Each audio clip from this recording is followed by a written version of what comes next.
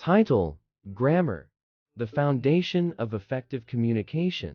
Meaning: today, we're discussing the word grammar. Grammar is the set of rules and principles governing the structure and usage of a language. It signifies the foundation of clear and effective communication. Pronunciation. Pronouncing grammar is simple, grammar, with a soft G and clear enunciation. Use in a sentence. For example, understanding the rules of grammar is essential for writing and speaking clearly and effectively. Importance. Grammar is a fundamental aspect of language, enabling individuals to convey their thoughts, ideas, and messages accurately and coherently. Conclusion. In summary, grammar is a word that represents the rules and principles that underlie effective communication in any language. Thanks for joining us today on Connect to World.